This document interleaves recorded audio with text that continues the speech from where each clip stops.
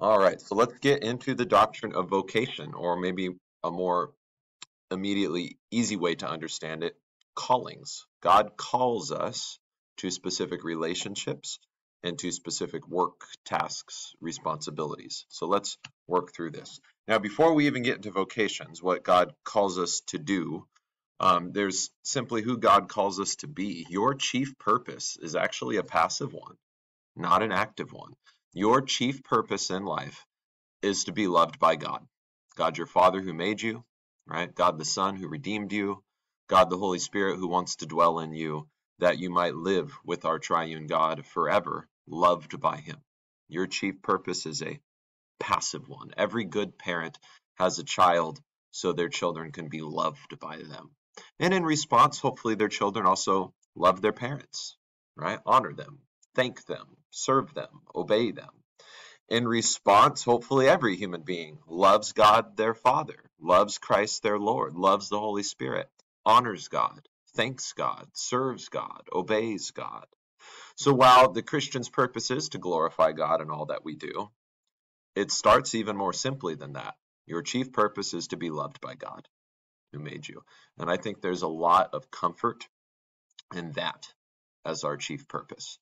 Responsively, we do believe in God, trust him, we do love him, and we are called to love one another, to love our neighbor as ourselves. That's the second great commandment, or what Jesus tells his disciples, love one another as I have loved you. We are called, vocationed, to love and serve our neighbor. This means sharing the gospel with them. Faith comes through hearing, and hearing through the word of Christ, and believing in Christ is the number one thing God wants for any human being.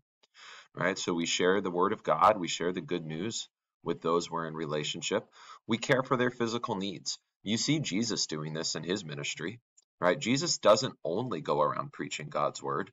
He also heals and feeds and casts out demons and so on. God meets the physical needs of people as Christ both does that sort of ministry, left-hand work, and the chief work he came to do, right-hand work, of preaching the good news, of forgiving sins, ultimately of dying on a cross and rising again. Right? And you and I, we serve other people through these callings, through these vocations of work and relationship. So a vocation is not just a job. Oftentimes in our secular terminology, vocation means job. But in theology, vocation is broader than that. Vocation is any work or relationship that God calls us to. Right? So think of Adam's first job. He, is in relationship with God, his maker. Right? He's a man and he's God's son in that sense, created in God's image. He's given work. He's to work and keep the garden. Right? He's to work the land, eat off the land, name the animals, bless the animals with his hands, serve them, right? This is work that God calls him to. It's not good that he do that work alone, just in relationship with animals. So God makes the woman from his side, and that's the first human relationship between a human and another human, that marriage relationship between Adam and Eve. And then more relationships come out of that as they have kids, family, right? And then eventually distant family, and then eventually friendship, right? As we think of one another, not just as family, because we're so distantly related from Adam, but as friends, as neighbors, right? So these relationships and tasks going all the way back to the beginning in the garden. You and I will have multiple vocations at the same time. All right. So what's my chief vocation? My chief vocation is to be a child of God. The first vocation I come into the world with is this relational vocation where God is my God and I am his son, right? Jesus is my Lord and I'm saved by him, right? The Holy Spirit is my God and he would dwell in me as his home. This is our chief vocation that we come into the world with, right? And then we have other relationships immediately too. With mom, who you spend 9 months in her womb, right? With dad, I hope, and other family members, and later friends, and so on. Vocations of tasks come later, right? A baby has no tasks or responsibilities really assigned to them, but they will, right? As they age, they're to learn to listen to their mom and dad and obey them, learn to walk on their own feet eventually, use their own hands to feed themselves eventually, right? And the more we grow, the more we have these responsibilities, right? Maybe even to participate in household chores, or by the time they're your guys' age, not only are they a student doing homework, but you have all kinds of tasks. Some of you guys already have jobs working outside of school. Some of you are on sports teams where you have responsibilities towards your teammates, other extracurriculars, whether it's musical or something else where you have responsibilities. You're part of a group, part of a team, part of an ensemble, whatever it may be, and you have a job. And if you don't do your job, it hurts others who are trying to do their job. These responsibilities that have been given to us. Well, these are callings from God.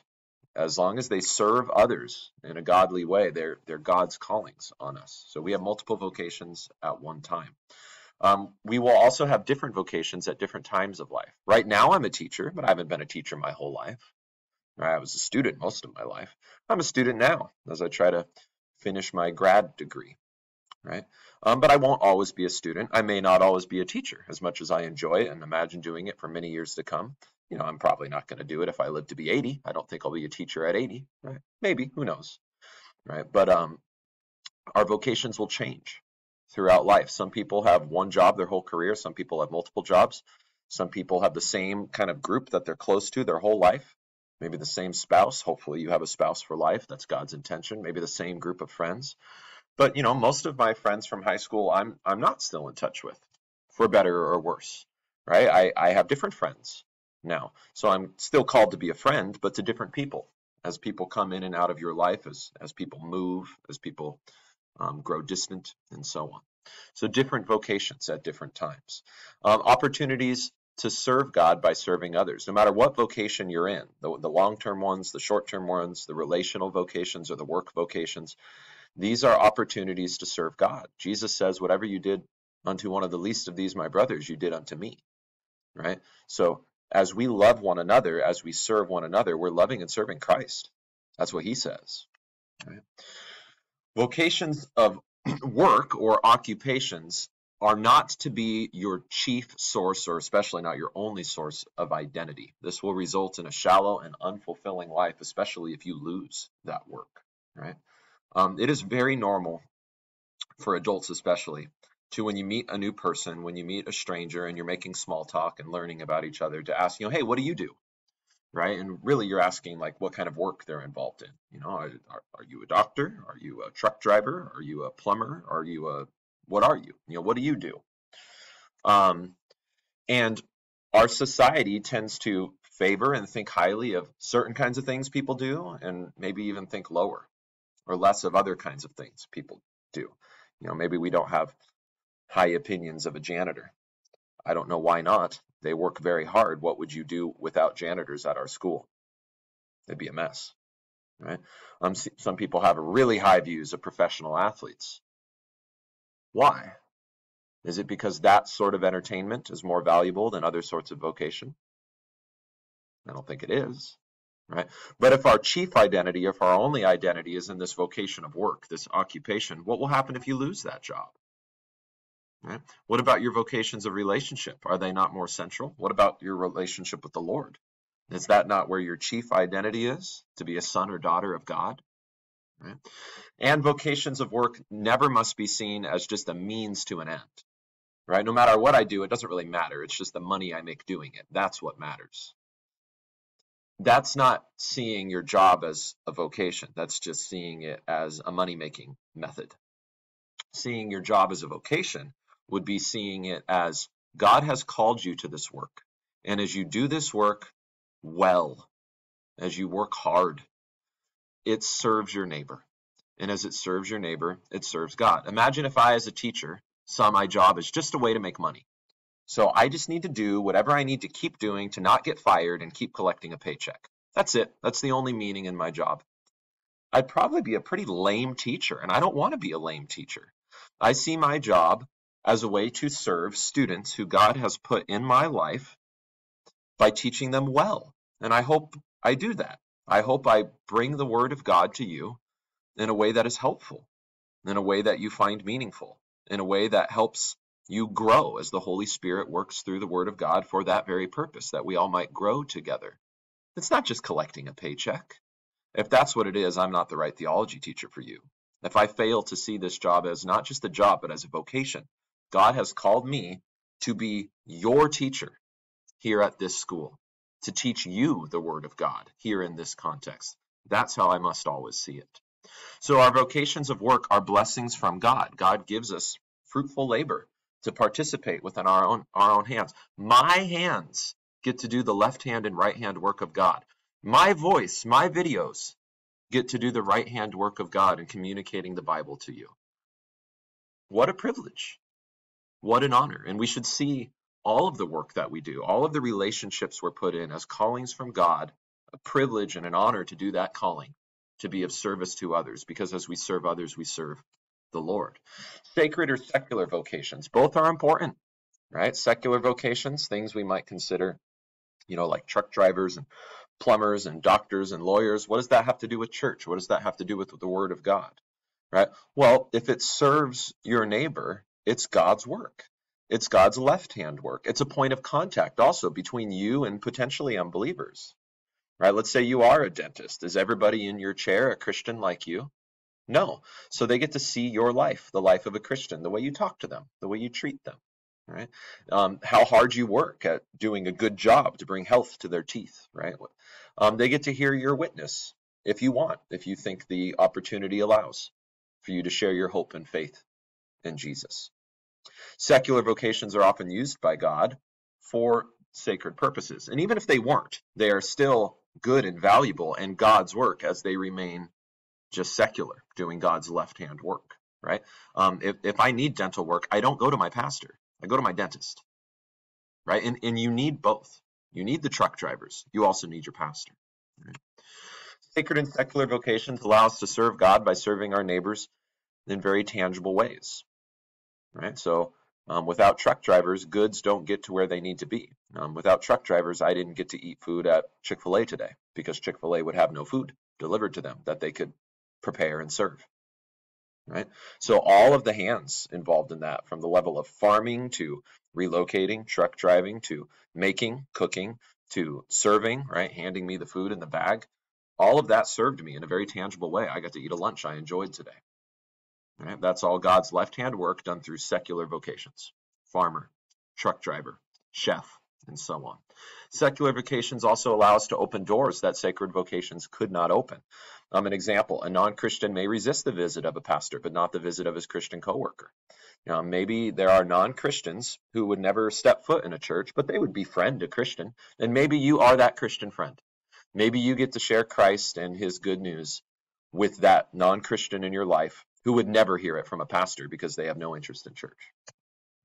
All right, the most chief vocational relationship is that of marriage, right? That's the first human-to-human relationship between Adam and Eve, that of marriage. And marriage remains today the cornerstone of society. God gives marriage as a blessing. It is the building block of civilization, of humanity. For companionship, it is not good for the man to be alone.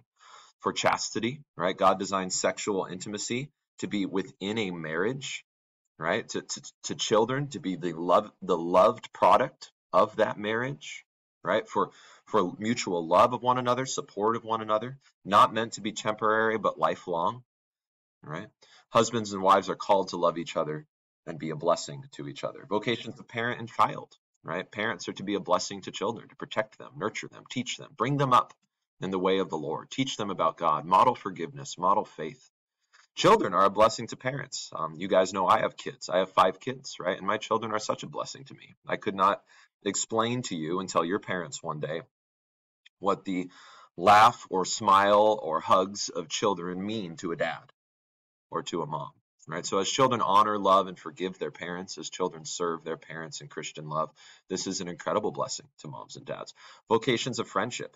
I don't have to tell you guys what it means to have a really good and close friend. I hope you have one, at least one really good close friend. And you know what it means to be a friend because you've had people be good friends to you. And as they are fulfilling God's calling of being a good friend to you, or you a good friend to them. Sin affects all of our vocations. Sin taints marriages, it taints friendships, it taints parent-children relationships. We don't treat each other like we ought to, which is why we need to daily ask for forgiveness and forgive one another. Sin affects our attitudes towards work, right? We see work as a chore and not just as a blessing and opportunity to serve others. Final idea, you are free. So choose vocations.